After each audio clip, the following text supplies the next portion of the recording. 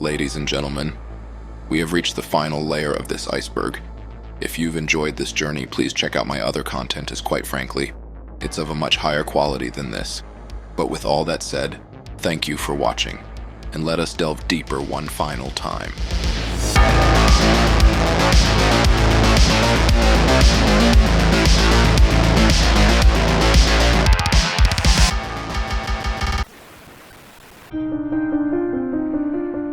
This video shows a deaf man who goes by the name DJ Deaf Joey communicating in American Sign Language. He goes on to explain, as you may guess from the title, that the coffin of his great-grandma is in his backyard. She passed away in 1945 and he never met her as he was born 8 years later. Joey chose to remove his great-grandmother's coffin from the cemetery as it was being handled poorly. Multiple times throughout the video, he encourages the viewer to stay both positive and considerate. He then opens the coffin to show his great-grandmother. This in itself is pretty strange, but it doesn't end there. For some reason, he feels the need to kiss her on the lips multiple times.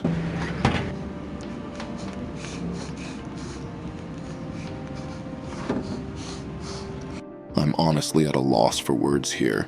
The video itself was strange enough already. I'm sorry you had to see that, but the video is on almost 5.5 million views, so chances are this isn't your first time seeing this.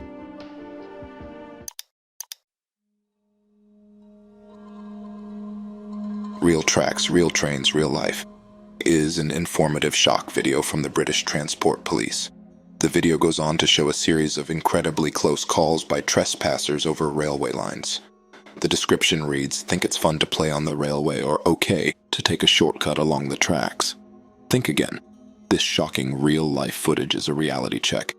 In the last 10 years, almost 170 people have lost their lives trespassing on the railway. Almost half of those killed were under 25. Most trespassers say taking a shortcut was their main motivation, followed by thrill-seeking. But walking along or messing around on the tracks can result in serious life-changing injuries or death.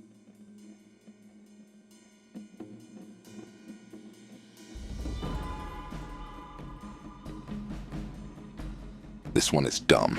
It's this stupid doll this guy is selling. And then this other dude has a video using it where he does a version of "It's raining, it's pouring." It's raining, it's pouring, the old man is snoring. I killed him so he couldn't get up in the morning. You killed the old man?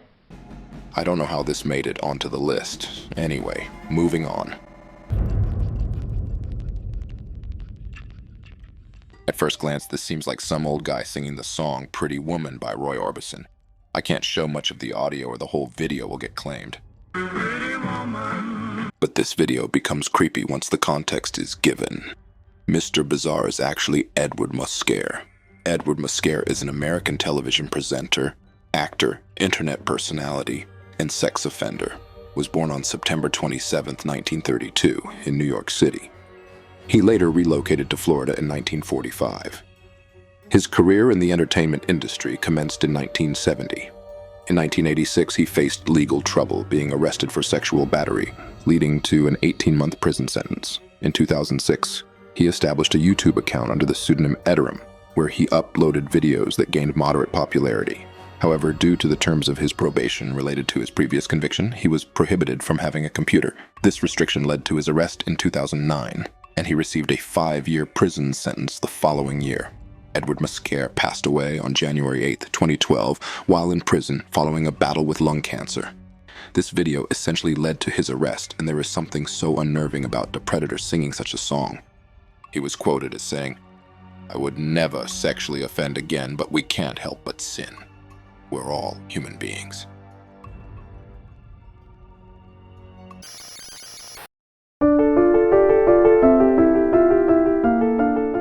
This entry is sick and twisted, and I refuse to show the children who were used as puppets by two evil individuals, which is what the original clip shows.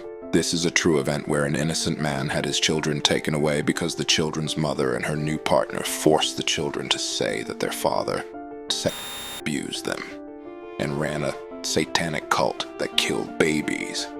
The original clip shows both children uncensored, making false accusations about many people, mostly their father.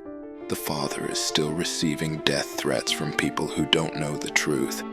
I'll leave a link in the description to an interview with the father after he was proven innocent.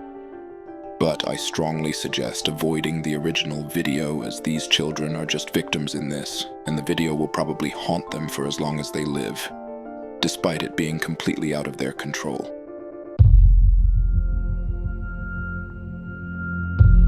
Now this is incredibly disturbing. The Philip Chism CCTV footage shows the before and after of the premeditated murder and rape of his high school maths teacher, Colleen Ritzer. The start of the footage shows Colleen making her way to the bathroom with Philip following her. She waves to a student completely unaware this was her final goodbye. As Philip is walking towards the bathroom, you can see him putting on gloves that he had brought with him to school. 11 minutes later, the crime has been committed and you see Philip leave the bathroom. Philip goes on to run around the school and change his outfit. He can now be seen wheeling a bin, wearing a mask, and heading back to the bathroom where Colleen's body lay, placing her body inside the bin and taking her outside. He is seen carrying her far away and returns almost half an hour later. This is truly chilling to see. The level of premeditation cannot be ignored from the gloves, mask, and box cutter he brought to school. Seems like he had every step of this planned out and even changed outfits continuously as he was aware of the cameras. An extra detail about this case is that a year later, Philip was also hit with an attempted murder charge, stemming from a separate attack on a female youth services clinician. Thankfully, Philip was handed a life sentence, and if justice prevails, will never be free again.